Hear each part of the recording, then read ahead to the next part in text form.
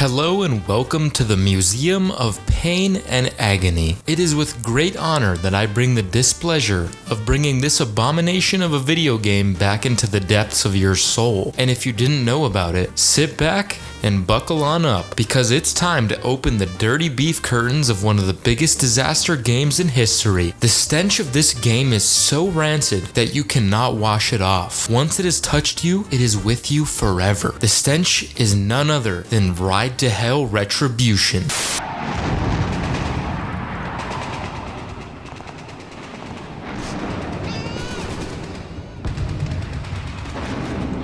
Where and when did this all go so wrong? The year was 2008, and 3D gaming was taking off as a whole. Games like GTA 4, Call of Duty World at War, and Fallout 3 were on the shelves and doing groundbreaking numbers. After seeing such success, a German-based publisher named Deep Silver wanted a piece of that sweet money pie and decided to partner up with English-based publisher Eutechnyx to try and break through into the illustrious North American video game market with a thrilling AAA title of their own. The original trailer would be dropped in late 2008, titled simply Ride to Hell, that would show off, well, you guessed it, motorcycles. The teaser trailer would come at a very similar time to a very popular TV show titled Sons of Anarchy, which was all about biker gang culture, just as Ride to Hell was setting out to do. Well, I can tell you with true certainty that one of these pieces of media succeeded to critical acclaim, and the other became the laughingstock and a meme hub for people around the world for years and years to come. Can you guess which outcome each had? Believe it or not, when Ride to Hell was first introduced, it was planned to be an ambitious, huge open world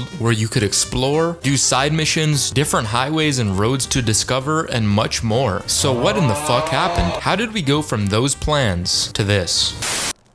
What the hell happened? And the Game Award goes to... Jake Conway from To Hell Retribution. Thank you for your amazing work on this piece of fucking shit game.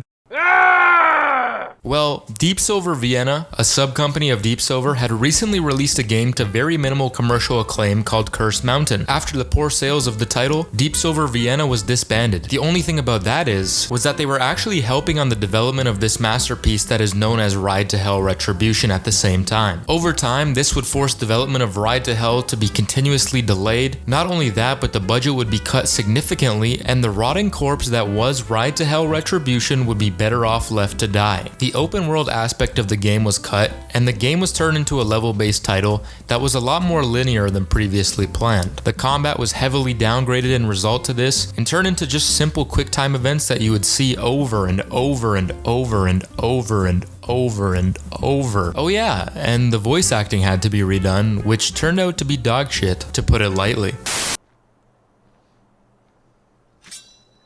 No! Oh my god. He slit. Let's roll the foot He slit Mikey's throat. What? This is like a skinny little old baby cow, ain't it? You ever slice an ear off on a baby cow? They scream and scream. It's funny. Mikey, I got your burger. Let's go. After many years of development hell and multiple seasons of Sons of Anarchy finished, February 2013 came the reveal of the new and not improved version of this piece of shit game. Now titled To Hell Retribution, the game was set out for a June 2013 release, and to make matters even worse, an entirely new game was also revealed that was a To Hell spin-off. Yeah, that's right. Before the game was even released, Deep Silver had already greenlighted a spin-off title for this game, which I'm sure a lot of you have never even heard of. To make matters even more fucked up, they were planning on releasing a mobile beat-em-up game called To Hell Beatdown, which was ultimately cancelled. But it seems that they genuinely thought this game was going to be a whopping success, stating that users will buy into the idea of To Hell. Well, how did that go for them? Same over and over. You just keep running up, 10 enemies pop out, and they just keep coming. Yeah, take this. You can't handle this. I feel like there was more to that animation that just didn't go through. How about this time around? Is it gonna be a full animation? Full animation! Get that bike out of here, bitch. It's my road. It's also my sky.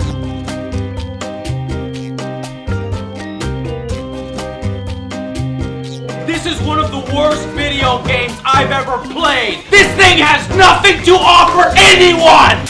This unholy trinity of games would have haunted our souls for all of eternity in the pits of hell if they were successful. Thankfully, they weren't. They were abominations, and people rightfully called this piece of shit out. Very famous reviews and gameplay videos have surfaced of Ride to Hell, and in retrospect, it actually helped the game in the long run because it made players, including myself, curious to see just how smelly this turd really is. Guess we have to survive for 2 minutes. 2 minutes longer than I'd like to play this game.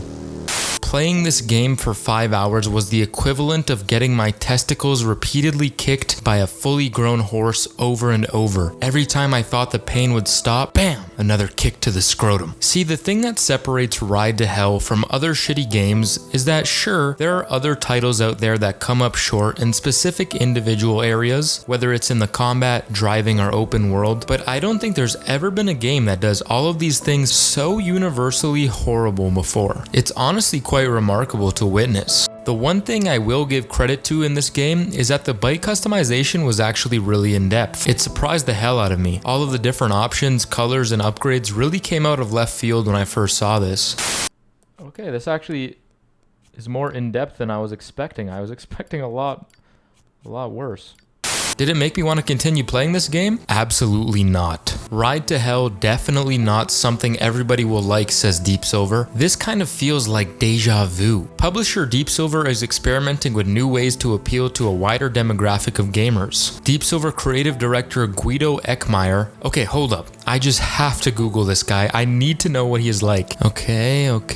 Oh, what's this? A Reddit AMA? I'm just gonna go ahead and search for Ride to Hell. Oh, look! Ride to Hell Retribution is a game so bad that some reviewers have claimed it is amongst the worst games ever produced. What happened there / why did you release a game so obviously bad and broken? Is there any special reason I shouldn't let the poor quality of the game affect my opinion of the Deep Silver brand? Well, you should always be entitled to your opinion. Neither I nor reviewers should tell you what to think. Just play the games and come to your own conclusions. I see you are pretty adept at evasive PR speech. Thank you, Winky Face. What kind of answer did you expect, though?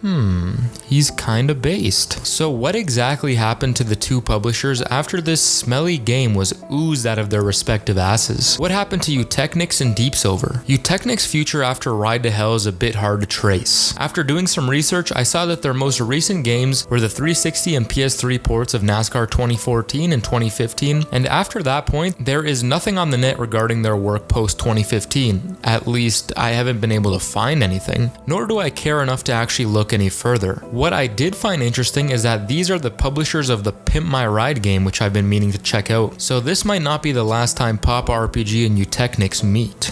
This is crack, like the 80s is back, boy, I tell you. Are you serious? What? Man, with the X to the Z, Pimpin' My Ride.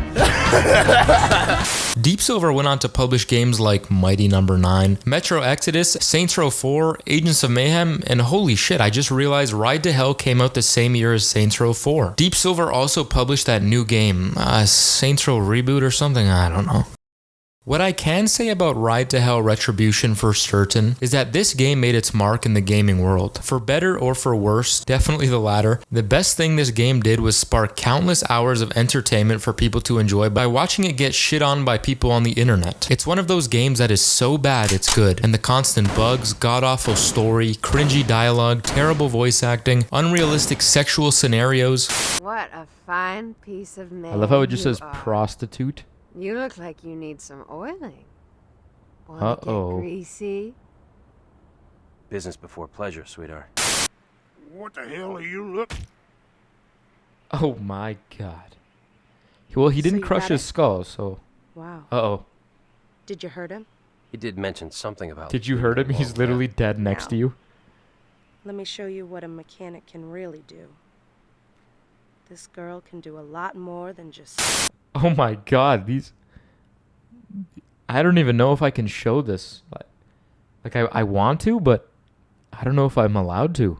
are all elements that make up this giant wet turd of a game. My advice to anyone that is looking to play this is to make sure you take some Pepto-Bismol beforehand, because this shit is worse than a bowel movement after Taco Tuesday with the family. With all that said and done, that leaves me no choice but to give Ride to Hell Retribution a 0 out of 10 turds.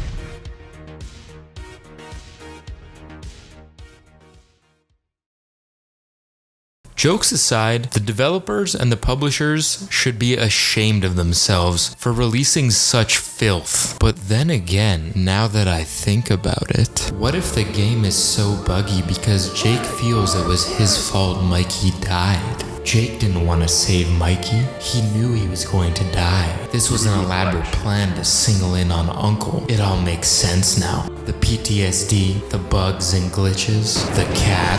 This isn't the worst game of all time. This was a prediction of the future to come.